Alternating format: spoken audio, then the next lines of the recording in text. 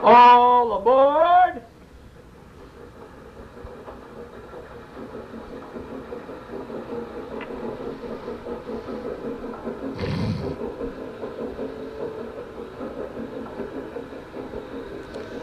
Next stop, Chicago Junction.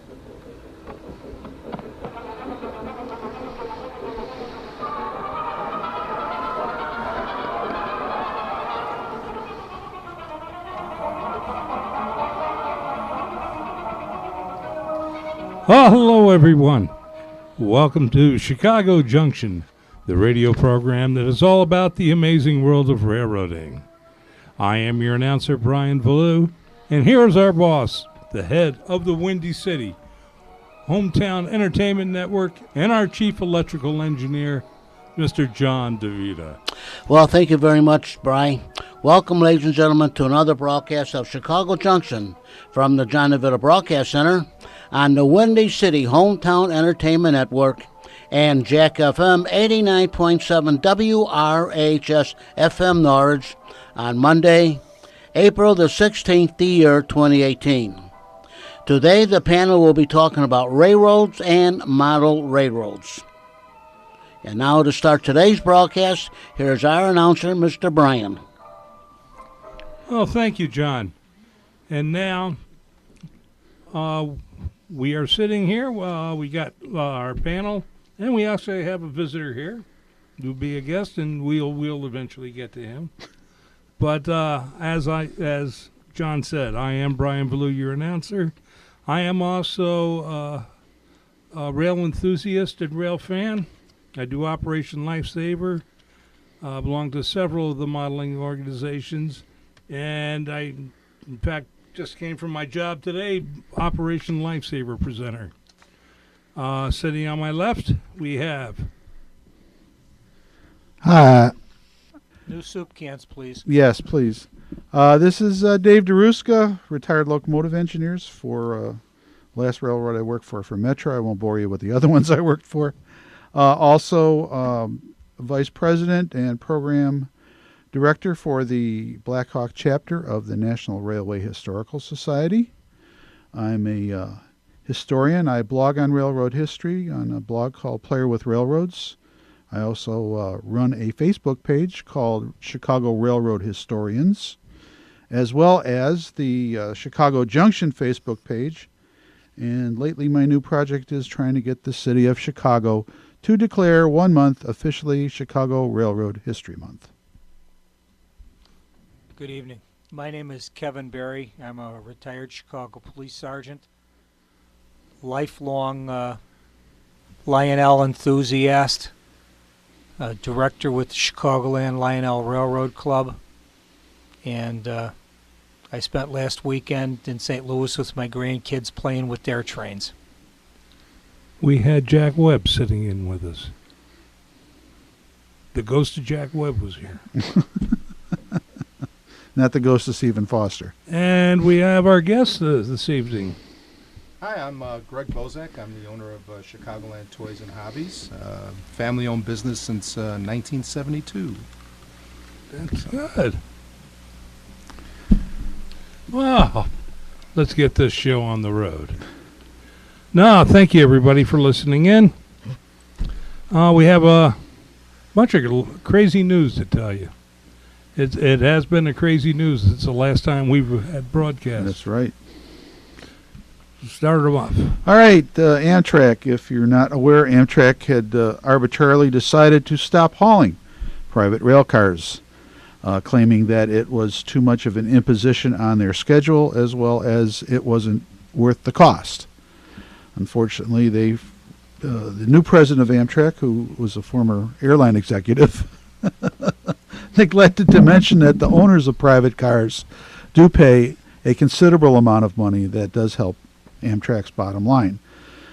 Well, U.S. Representative Evan Jenkins, Republican of West Virginia, and Mike Hall, Governor Jim Justice's chief of staff, spoke with Amtrak President and co-CEO Richard Anderson on Wednesday afternoon about the importance of preserving the New River train according to a news release from Jenkins' office. Now, the New River train is in West Virginia, and it does put a lot of money into the West Virginia economy. So it seems like calmer heads are prevailing. A lot of the private car owners have lobbied Amtrak, as well as politicians. There was some question as to whether the return of the Rock Island Rocket was going to happen. They had postponed ticket sales. And the issue at hand is that all these excursions depend on Amtrak to bring the private cars that they use for these excursions to the location that they're needed. And it does appear that the Rock Island Rocket will take place. Ticket sales are supposed to happen in May. So perhaps this problem has been resolved. We shall see. Yes, because there was also some talk about maintenance work being done, and the guy couldn't get it through his head. The money he was making off the car loaners were actually on the profit side for Amtrak. Yeah. Next, GE is on track to end Erie locomotive production in 2018, this year. Erie will remain the epicenter of research and design, a company spokeswoman said. An uptick in sales, including orders for modernizing more than 200 old locomotives, has GE Transportation looking to hire or recall about 250 employees.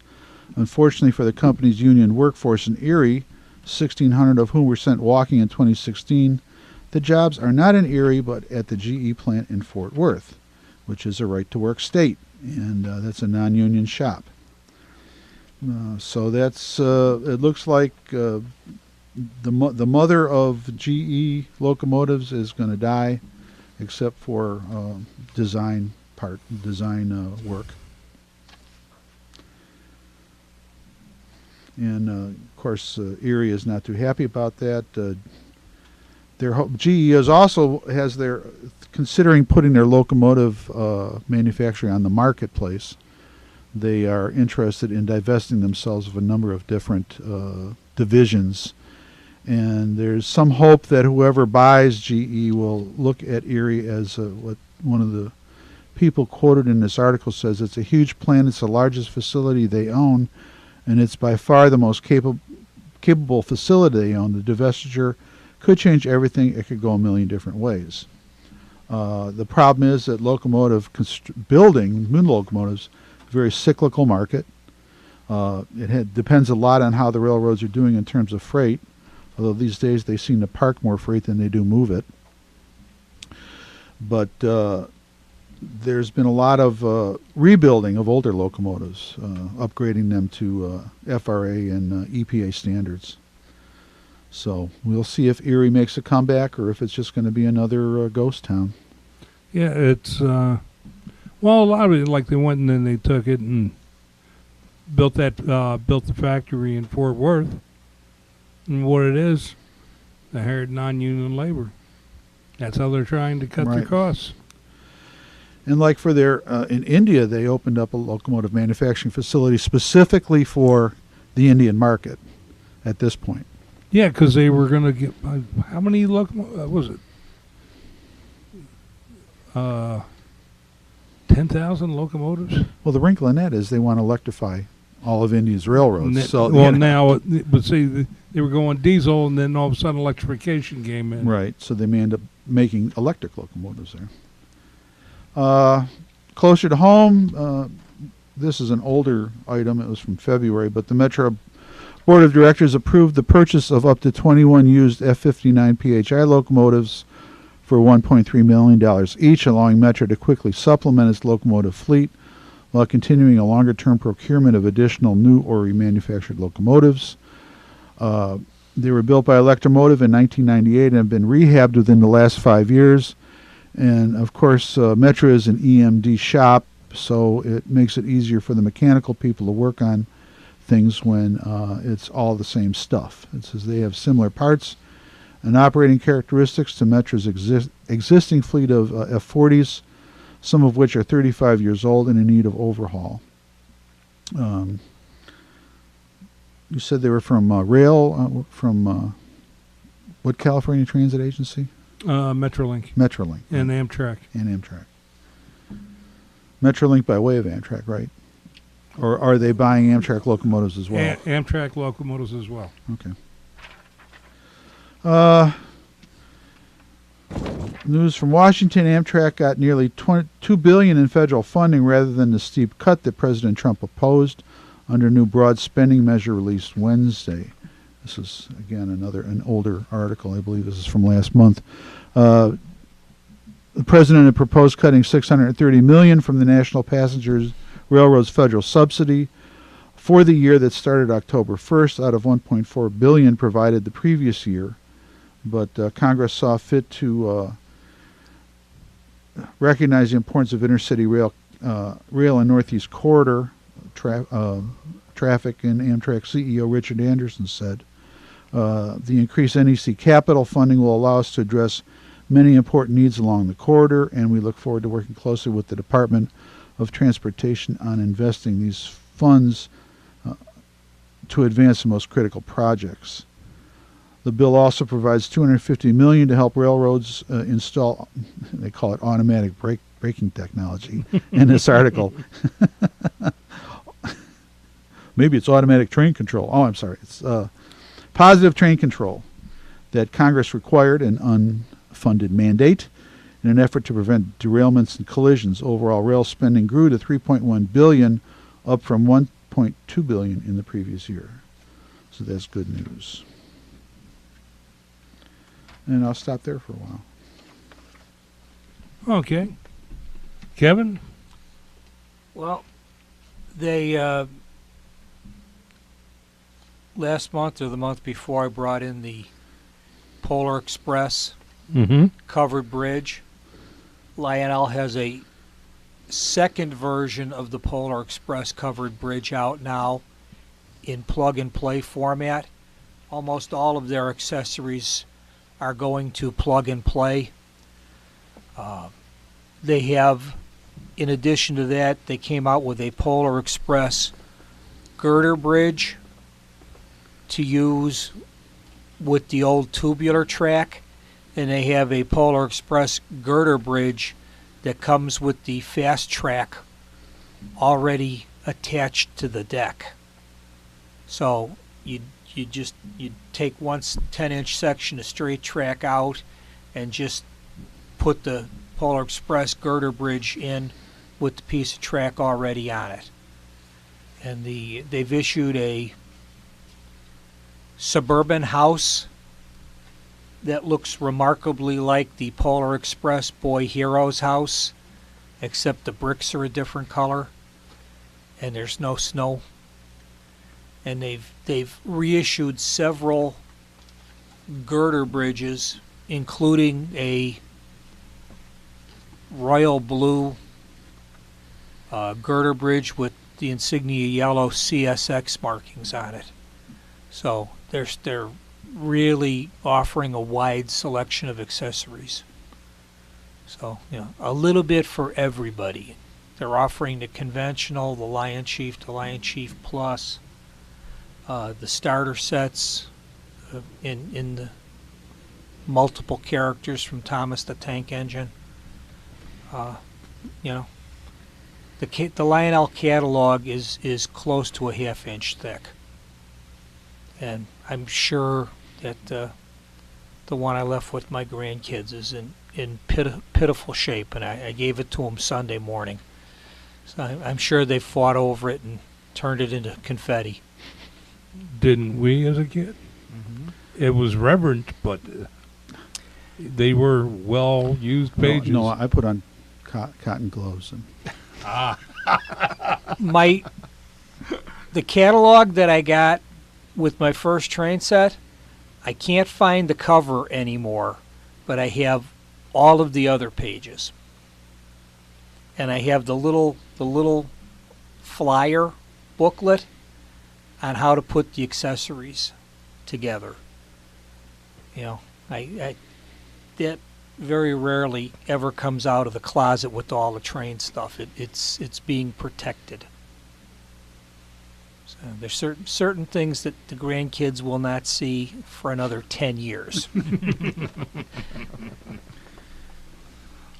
Well, I was glad you started talking about like some of the stuff Lionel's offered, because we have a special guest with us, Mr. Greg Bozak of Chicagoland Trains and Toys and Hobbies Right.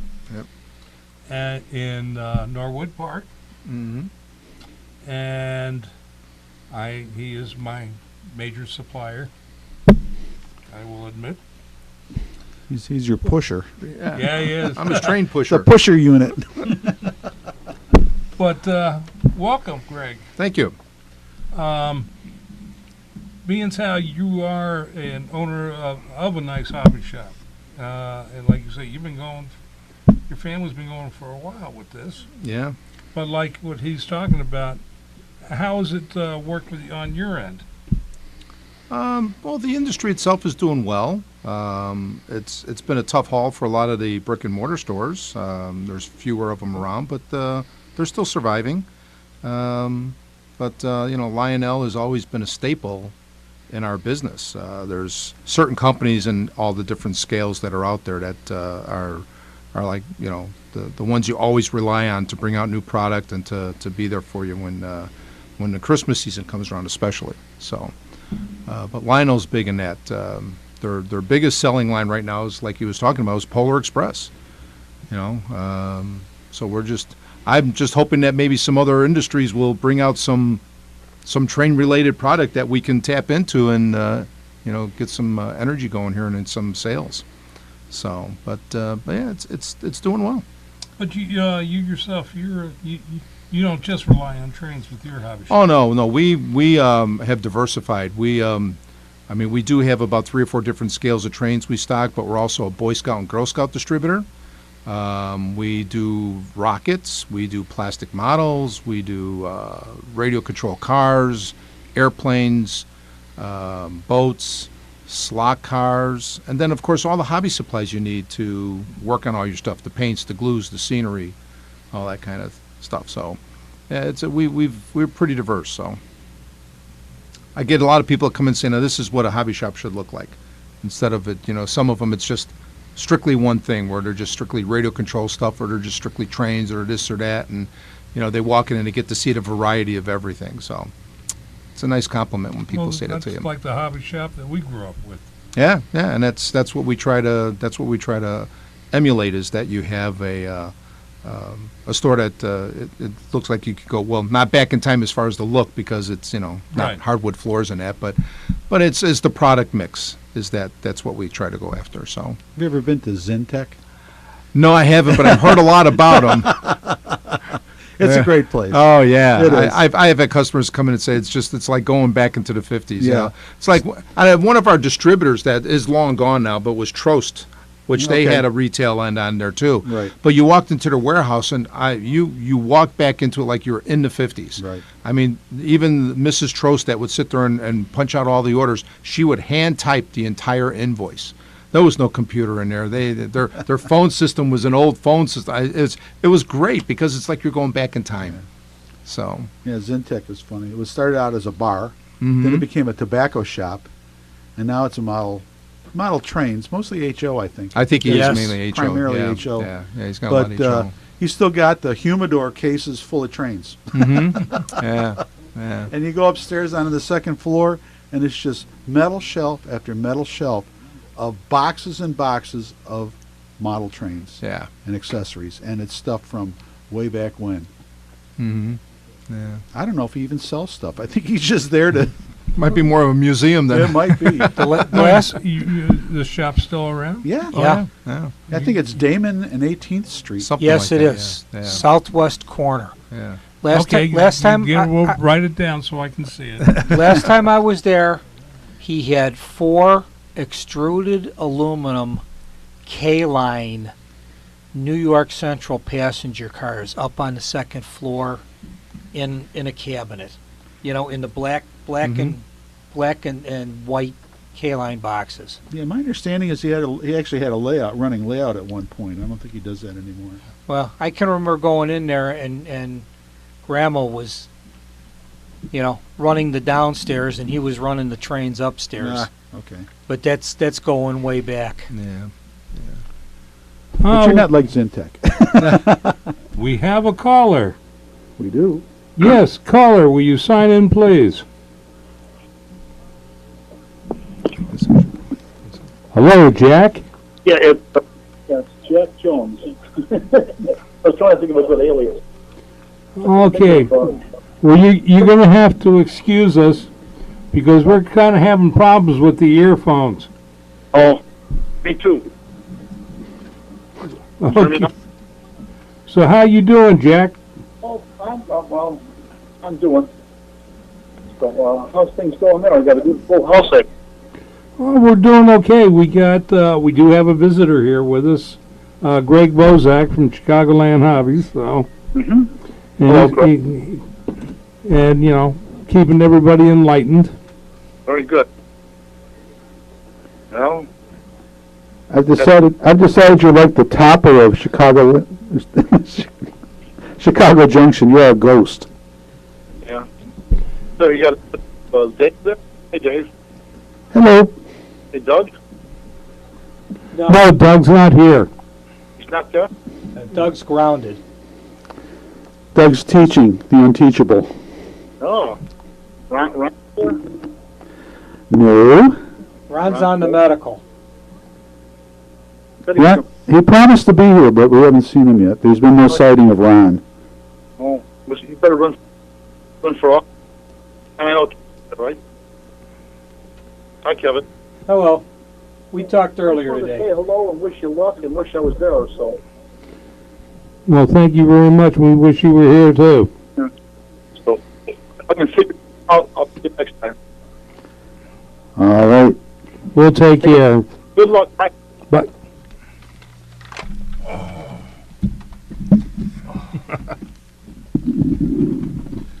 As we were saying, Yes. no. Now you've seen a lot of ups and downs Oh, yeah. with Oh, yeah. regard to sales and stuff. Mm-hmm. Would summer be actually coming up on a slow time? Oh, yeah, definitely. Or now is it that because of your diversification, it does get a little busier? Well, right now we're seeing it's pretty slow just because it's tax time. Everybody's paying their taxes, so it's been a little slow, and it'll probably be that way for another week, and then it'll pick up again. But usually, like the months of July and August, you know, the heat of the summer, that's when we really die off, which is nice because it gives us a break. You know, you get to sit back and take it easy and reevaluate what you're doing, and you know, get ready for the upcoming third and fourth quarters. So it works out pretty good for us. Now you're located in Chicago, within Chicago proper? Yeah, I'm in Chicago. I'm 6017 Northwest Highway, which is in the Norwood Park area, just a little bit east of Harlem Avenue. We've been there in that location since 1984. Okay. We originally, my dad started, well, he bought the business from somebody else in downtown Chicago, and that was in 1972. And that was in the Subway Arcade, which I believe has been reopened again. Someone told me that they have reopened all that area down there and put small stores back down in that area. So that was nice. It was a nice little store we had down there. There was other companies like Chicago Clock, Walgreens had a cafeteria down there at the time. There was a watch repair guy, cosmetics. There was an eye doctor down there. So they had it was a nice little setup they had down there.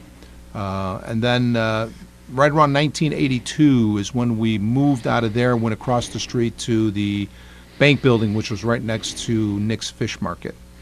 And we were there for a couple years, and the downtown market was just fading. With the lack of parking, our weekend business was just dying off. And, of course, all the other stores that carried any kind of train, whether it was a hobby shop or a department store, whatever it may have been, they all disappeared. So we were like the last game in town, and it just, even though you had a captive audience with a lot of people that worked down there, it just didn't pay out anymore. So we decided to move out of there, and we moved to our current location in 1984, and been there ever since. So it's worked out well. It's worked out well. So Anything for any surprises coming our way that we can look forward to? I don't think so. Hopefully the manufacturers will have some prizes that will get us all, but no, nothing I can really say. So Yeah. Well, what you got? LGB is celebrating its 50th anniversary. Yeah. And I went and looked at some of the prices on some of that stuff, Yeah. especially putting 50th anniversary on it. Yeah. They're like USA trains all of a sudden. Yeah, but LGB, the one thing you can talk about them, they have quality. I mean, Yeah, and now that they're out of China yeah, and they're back in Europe. Yeah, their stuff is just the highest quality product you can get. Well, so they were what everybody had to strive to be. Yep. Because they did it Yep. right in the beginning. yeah, that's for sure. That's for sure. You know, and then and HO and N scale, probably one of your better companies with high quality is Kato. Yes. They're all made out of Japan, so their stuff they do not skimp on anything. They're like LGB, from the smallest, least expensive item they make to the most expensive. They build it with quality. They want it to last. Yes. I've been to their factory. Mm-hmm. I had to do something when I was in Japan. And but I did find the Kato factory. Plus, I found the Astor factory. Mm-hmm. Yeah. Those are the ones that make live steamers. Ooh. Yeah. Oh yeah. Oh. More power. Oh yeah. And their test track, because they have well, you've seen pictures of Japan. Yeah. The cities. Yeah. Well, one city, big city from Tokyo, one side of Tokyo to the other. And so they didn't have much room for a test track, so they put it on the roof. Oh, nice. And they were running, when I went there, they were just introduced the big boy for the first time. Oh my God. It was gorgeous. They had it coal-fired, gas-fired, and electric. Yeah. With 2 motors. It was just Probably had to unbelievable. resupport the roof because of the weight of that. And and at that time, I guess when was this? 84, I think. When that catalog came out, and it was $12,000 back Mhm. then. Yeah. Hello, Mr. Small. How was Indianapolis? Very good. Very good. Swinging time. They came, they saw, they danced. Yes, they did. That's the way. What's going on in the trolley world, like Milwaukee? It's progressing. They're finally doing the north end on Kilbourne Street. Or Kilbourne Avenue, whichever they call it out there. But they have most of the track laid already. They have the overhead up. So they're getting to it. The city hasn't paved it over yet, have they? Just that one piece of it. Somebody patched, I sent a picture to them. Somebody patched the street and they already covered the track up with tar. Oh man. Yeah, because they've already had the first trolley delivered. Yeah. Yeah. From Brookville, Pennsylvania. No. Yeehaw. They have really diversified in recent years. Well, all they were doing was industrial locomotives like Plymouth, Oh, okay. and now they've got actual road locomotives, Oh. and now building light rail. It looks pretty good down there. I drove through it about 2 weeks ago, and like I say, all the track is pretty much down, and they're just doing some last minute construction. And on the north end, they're doing that interchange right now. But everything else, it looks like it's ready to go. That's good. Yeah. We'll have to go up there for opening day. Yes, definitely. I'm gonna yell at this guy for moving from downtown, but I'm glad he moved into my neighborhood. So that was the good thing. He moved into my neighborhood, you know. So that's why when I used to work in the Loop, so I spent many of my lunches in that store. Yeah. Oh, really? Oh yeah. Yeah. Between 11 o'clock and 3 o'clock, it was just an endless flow of people coming in, and it was just locals that work down there, and they lunch hour, they come in and just, come in and talk or whatever, pick up a magazine. I mean, we were probably, at that time, the largest distributor of model railroader for Calmback. I mean, we were selling 500 issues a month. No kidding. Yeah, it was incredible. So, but yeah, it was great. I mean, I had a lot of fun in that store downtown. Met a lot of great guys. So it was a lot of fun being down there. So I will ask. Where was your store at down there? It was at 22 West Madison in the Subway Arcade. So it was very difficult to advertise that you were there. So more or less people just happened to find you. It wasn't one of those things that, you know, they saw you walking down the street. So, but it was fun though. You know, never saw the outside. You mentioned Lionel with the Polar Express. Mm-hmm. The new Polar Express they came out with is with everything has snow cover on it. Yes, yes. And they also added new window graphics on all the cars, Mhm. and they added a Dementor car. Yeah, they And on that note, we now know for station identification. You're listening to Chicago Junction on Jack FM 89.7 WRHS FM Norwich and the Windy City Hometown Entertainment Network from the John DeVita Broadcast Center on Monday, April the 16th, the year 2018. And this is WRHS FM 89.7 on your FM dial. And now back to our panel and Chicago Junction. Well, welcome back, listeners. Hope you got everything done during that commercial break. Pardon my ignorance, but what's a Dementor car? There is a prison in Harry Potter, Right. Oh, Well, yeah. Azkaban, That's what Yeah. I thought. and Okay. the Dementors are How? spirits that are like bounty hunters, and if you escape from Azkaban, the Dementors pursue you, and there's something between a ghost and a wraith. And Yeah, they my wife has scream been along. watching. Yeah. I was wondering because my wife has been watching. That's all why her I said Harry you're Potters. talking about the Polar Express, and then I'm all of a sudden sorry, you you're mentioned right. Dementors, Yeah, yeah. I'm getting my Polar Express and my Harry Potter. Mixed up. There's a and I'm going, there's what? a big It's the- push. Just wanted to It's be the sure. Polar Potter Express. There's a big push on the Harry Potter with the Lion Chief Plus Yeah. control system now. Yeah. It's a great time to be a kid if you are into Lionel because everything runs off that handheld controller that's about the size of a remote control for a TV. Mhm. I mean, my granddaughter will soon be 5 and my grandson will soon be 3, and they handle those trains with the handheld control as well as I handle a TMCC or a legacy train off of a Cab 1 controller. So, I mean, it's great. I mean, it's a great time to be a kid.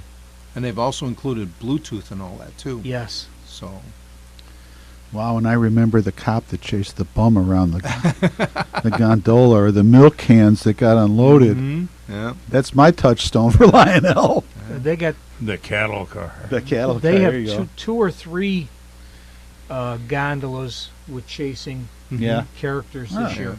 Yeah. There's a Warner Brothers one, and then I think there's a cop and a hobo, and I can't remember what the third one is.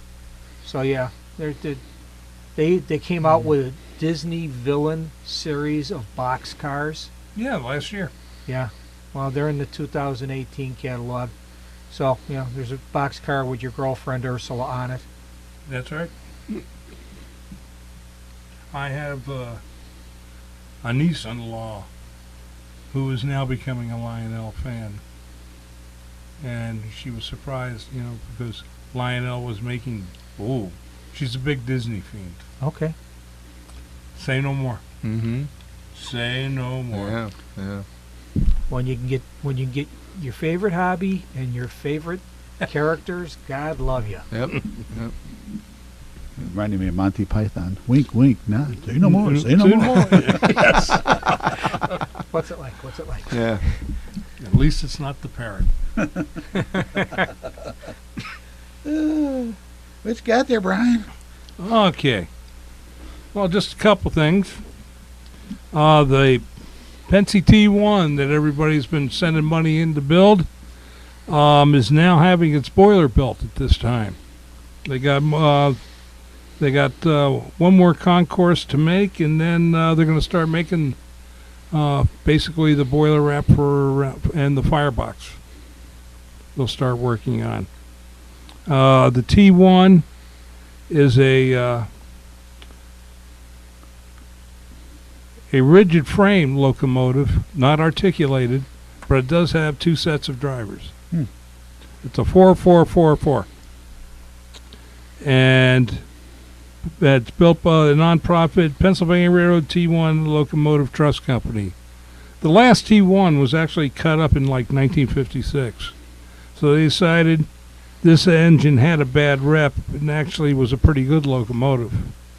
And so they're building it, and it's going to be the 52nd locomotive in the series.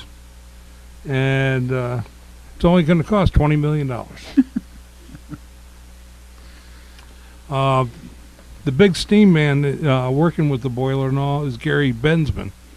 Man of our age, and but he's been a big steam contractor. Him, Scott Lindsay, and a few others. They were, in their 20s, starting out working with the regular steam locomotive excursions that were going on in the 70s. And they've actually built businesses with it. He's steam diversified. And another contract that he's working on that's been slowed is the Mallet on the Western Maryland Scenic Railway in Cumberland. And because the consolidation they were using has run out of time, so that needs to be rebuilt. And they've been rebuilding this, and they have a new manager. There seems to be some controversy at the Western Maryland Scenic, because it seems all the steam people, there was a theft of the bearings that were on I remember reading about on that, the on the Mallet. Well, and they got damaged and everything, being taken out and taken to the junkyard by one of the people who used to volunteer there. And the Mr. Gardner, who's in charge, kind of glossed over everything. And his steam crew, when the money got all of a sudden disappeared to rebuild the Mallet, his steam crew walked out. They said, bye. We quit. So they've got nobody there. They got the diesels, though. Yeah, right. Okay. More good news. Oh, Broadmoor CEO. Broadmoor Hotels in Colorado says they just did an inspection of the Pikes Peak Cog Railway. Oh, it's going to cost $10 million to repair and get new units. We're not going to open. Yeah. And it looks like it's going to be shut down.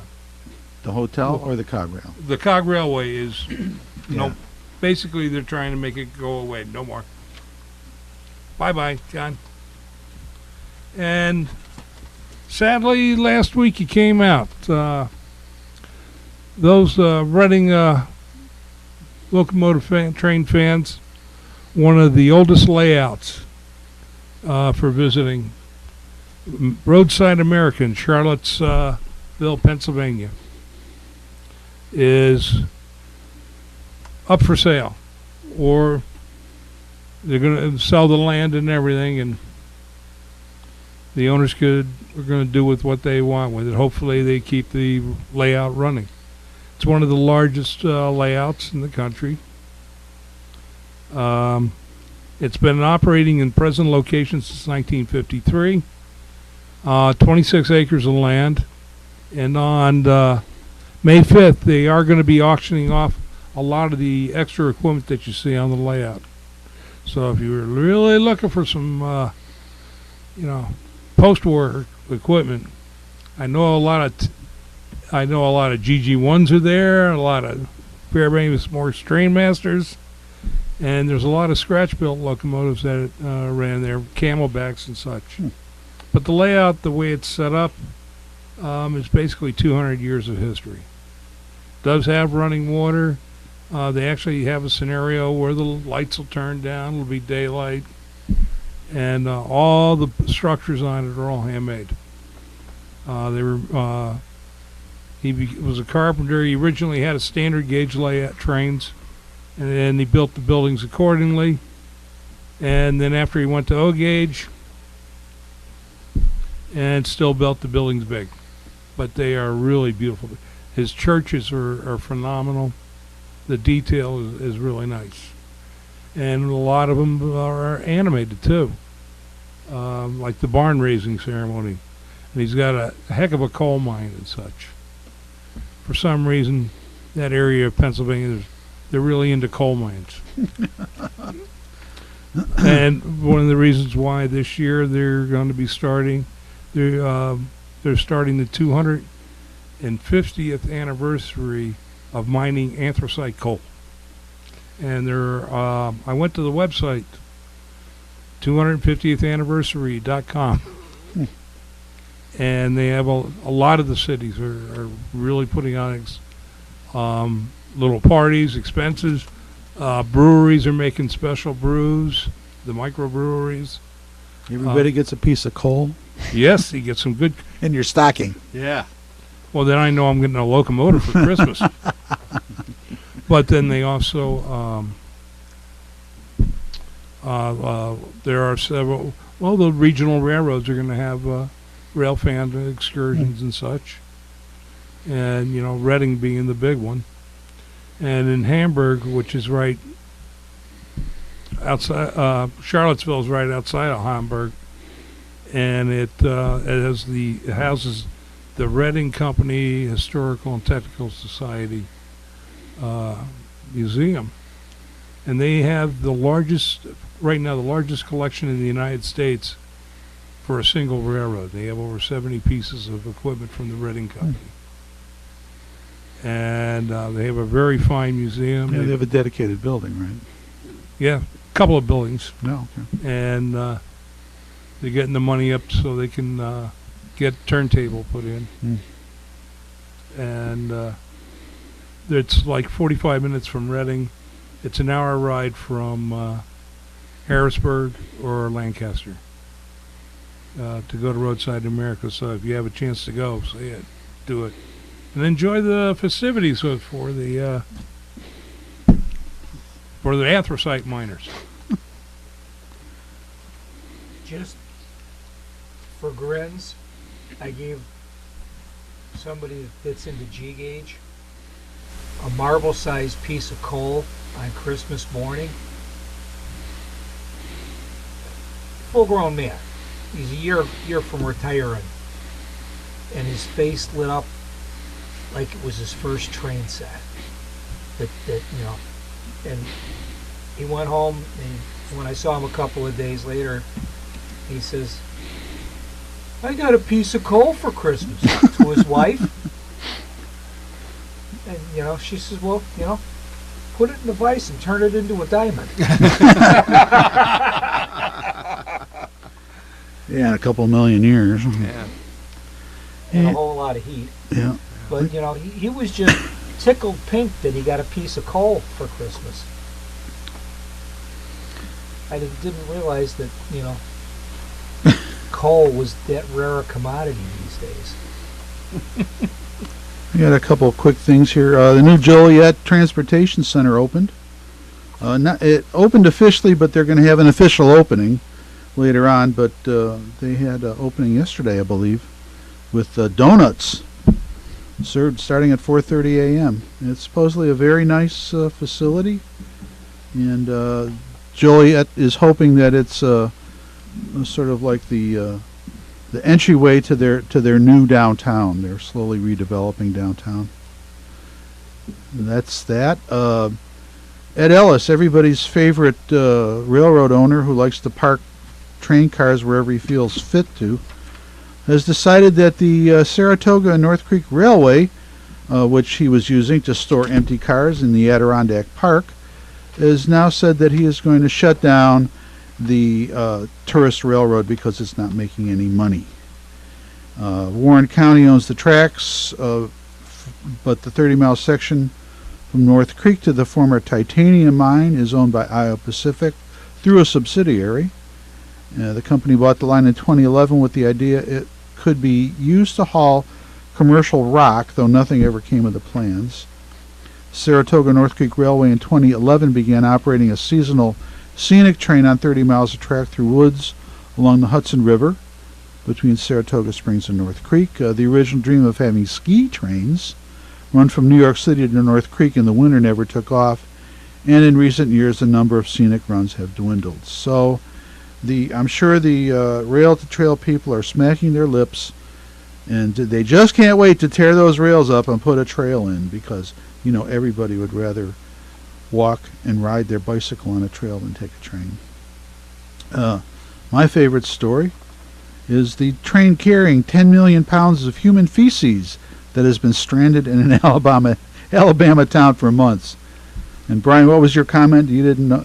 What railroad did it? Well, not only that, but how did they know? Yes. How could they tell? Anyways, right now dozens of train cars carrying 10 million pounds of poop are stranded in a rural Alabama rail yard. Technically it's bio-waste, but to the 928 residents in the small town of Parrish, that's just semantics. They want it gone. The load has been there almost 2 months, and it's making the whole place smell like a rotting animal carcass.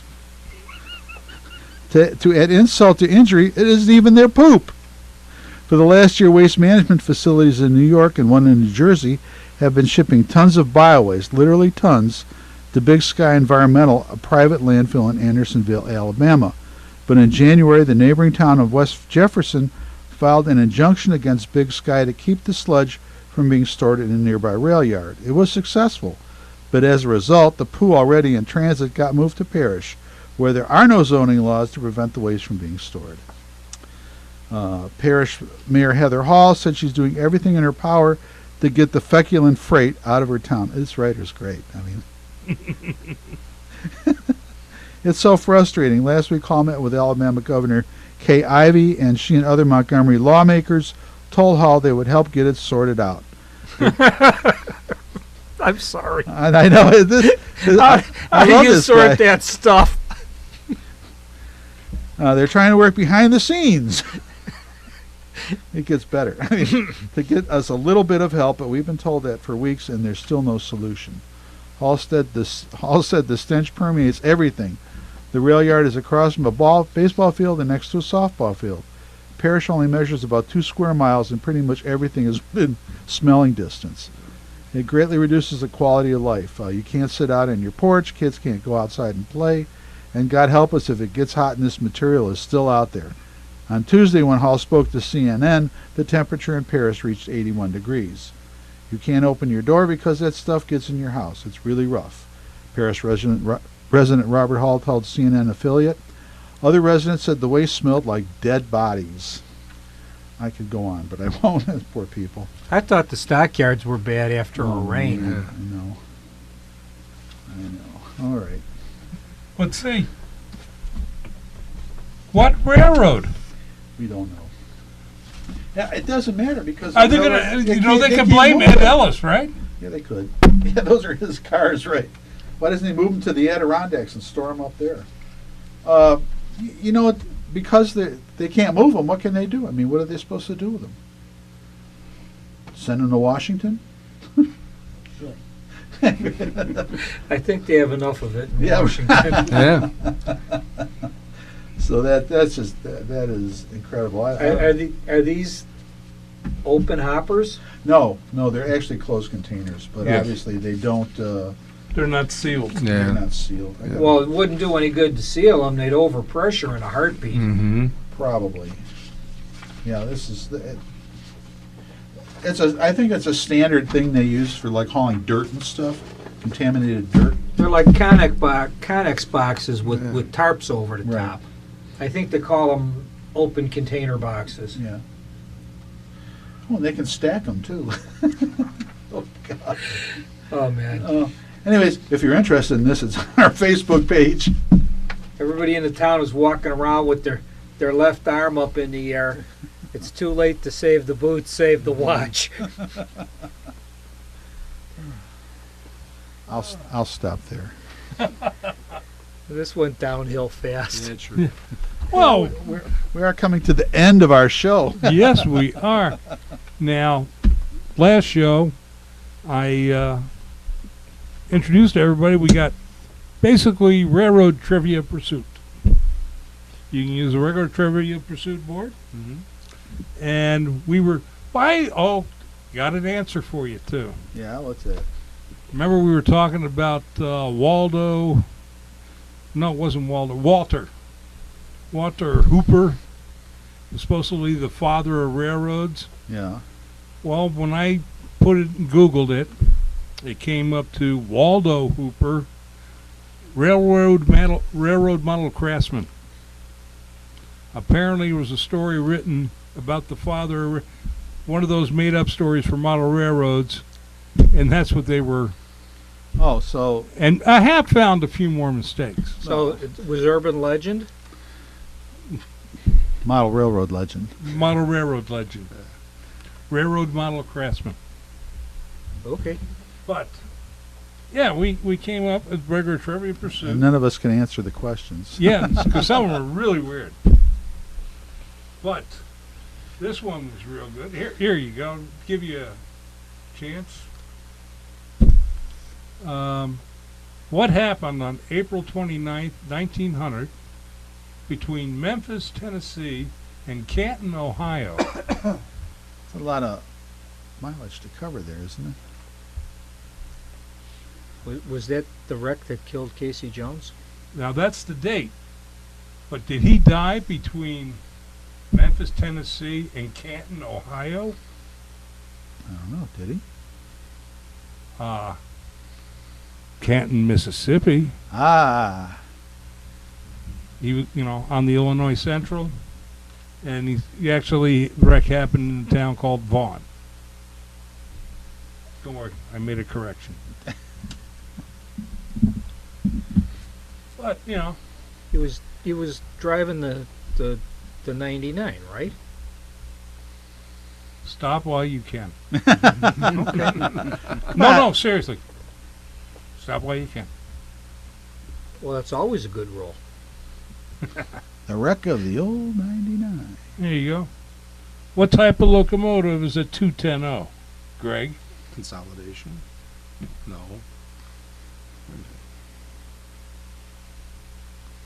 I don't know why. I'm just going blank right now. Right. It's something between a 290 and a 211. Yeah. This is like Jeopardy. We're all freezing up. It's a train, not a piece of fire I'm equipment. sorry. It's a 280. A 280 is a Yeah, consolidation. it's a 210. Decapod. Oh, yes. Okay. That's okay. Is that Throws a another couple bones here, Brian. Come on. Was that another wrong answer that you corrected, or what? No. Oh, there's a decapod up at Union. Okay. Okay. What is the scale in prototype and end scale? What's the ratio? 1/160th. Very good. What is it in Japan? Oh. it's millimeters or something. Was it 9 millimeters? I think, or No. Well, it is 9 millimeters, but actually, because of their engines, the only thing that's 1/160th is the Shinkansen. Okay. All the others, because they run on 42-inch Mm-hmm. gauge tracks, it's 1/150th. Okay. You're just trying to impress us here, aren't you? For those of us that weren't Hey, I had to learn deployed something over there. overseas. Let me tell He you. sits googling all this stuff before he comes in, so he knows it all. No, either that or I can go on the back of the car. Are you looking by at the the way, cards? I did Google this game, and it is available on a couple Is it? eBay. Yeah, Oh, for a on lot of eBay. money. For a lot of money. You're kidding. No. So you could sell this, and then go to Pennsylvania, and buy all that stuff that you've been talking about buying from that sale. Yeah, okay, here we go. What is the nickname of the new EMD SD45 locomotive built for the Burlington Northern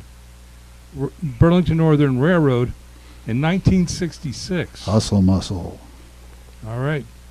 What's wrong with this question? I don't know. What's wrong with it? Let's see. The locomotive was built for the Burlington Northern Railroad in 1966. No, it was Great Northern, wasn't it? Burlington Northern didn't come till Right. 1971 or 70. Right. Yeah. See, like I say, little These blips. people don't know what they're doing. Okay, under slang, what is a canned heater? There was a band I used to listen to. No, that was canned heat. Oh. Canned heater. Is that like the Punk rock band, right? No. The old potbelly stove in a caboose. One who drank a deadly potion of cheap alcohol and water. Oof. Railroad slang. Really? Yep. That would be most of the crew then.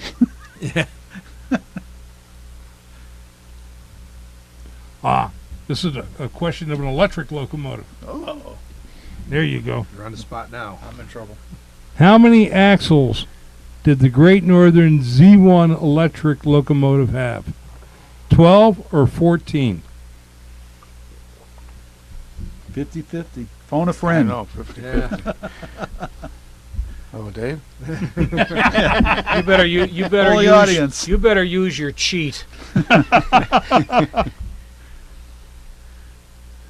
Hey, you gave him two choices. Yeah, right. I picked C. I don't know.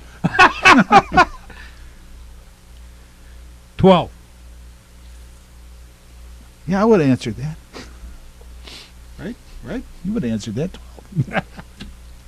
I guess Ron's not smarter than a fifth grader. I guess not.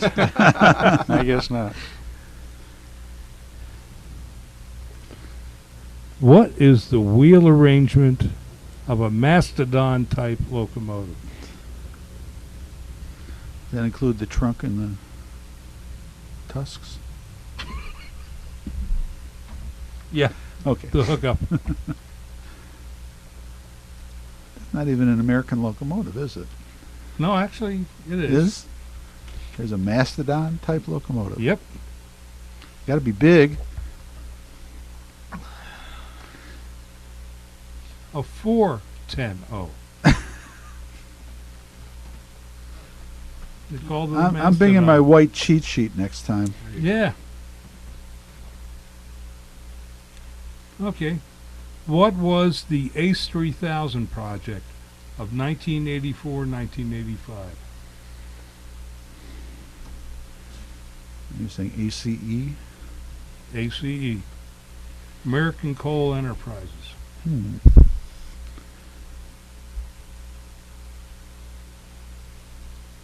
What they did, they ran a steam locomotive pulling coal trains on the C&O between Huntington and Hinton. And the project was to confirm the theory that a modern steam locomotive design might be able to compete with the diesel locomotives. And they're doing that again today. There's the Steam Institute or whatever it is. Steam Institute. Well, Steam Institute's doing that, working with biofuel Right. to show how it could work just as well as coal did. Right.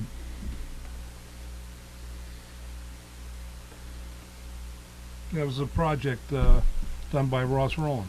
Ah. And what engine did they use? They used C&O 614, And is a that the Greenbrier 484. They didn't call it Northern; they were Greenbrier. Okay. Mm-hmm.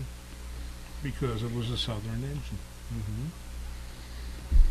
Any 484 of the South is not a Northern. Yeah, they don't use Yankee talk. That's right. They Yeah, use no. Yankee. Oh, after the War of Northern Aggression, they wouldn't name it Yankee anything. Yeah, Confederation, yes. What is a slug locomotive?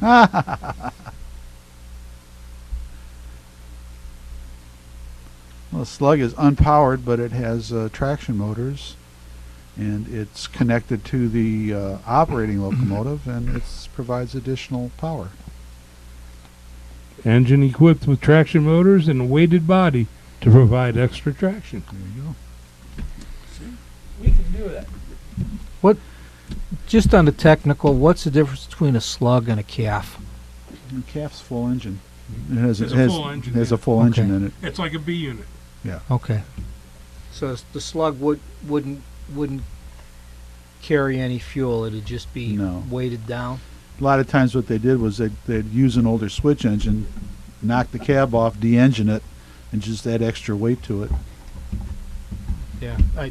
When NREC used to be out at 136th and Avenue O, I saw them rebuilding a switch engine, and they had to weight it out to 325,000 pounds.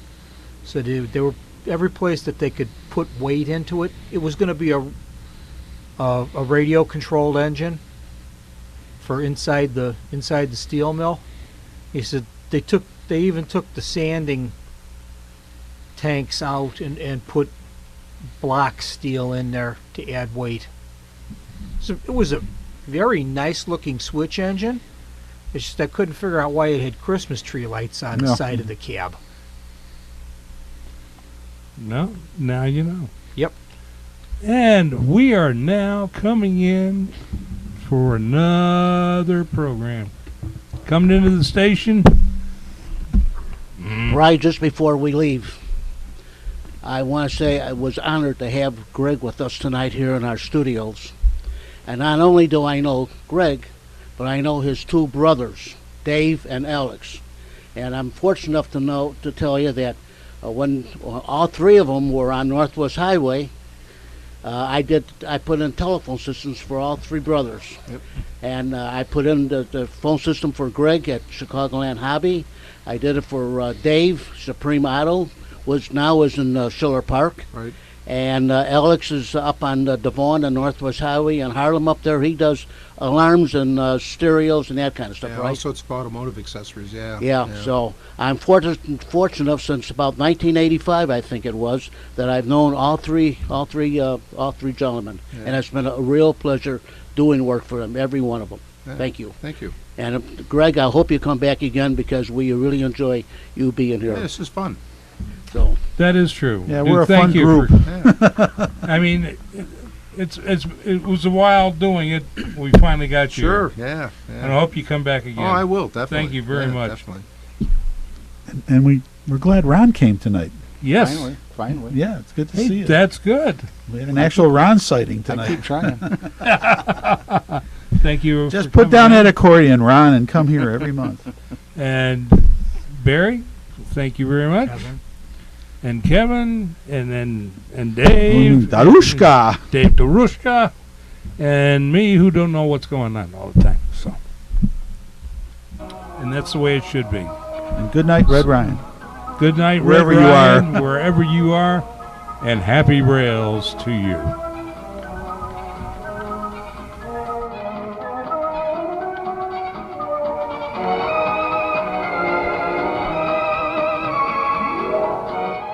you have been listening to Chicago Junction on Jack FM 89.7 WRHS FM Norwich and the Windy City Hometown Entertainment Network from the John DeVita Broadcast Center on Monday, April the 16th, the year 2018.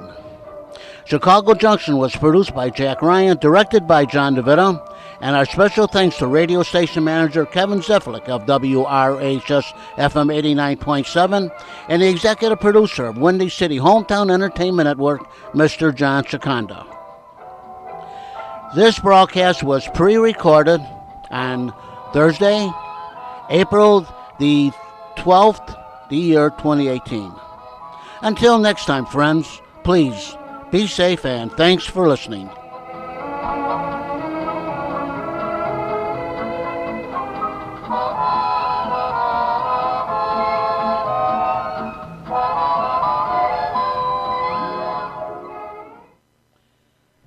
And this is Jack FM 89.7 WRHS FM, Norwich, Illinois.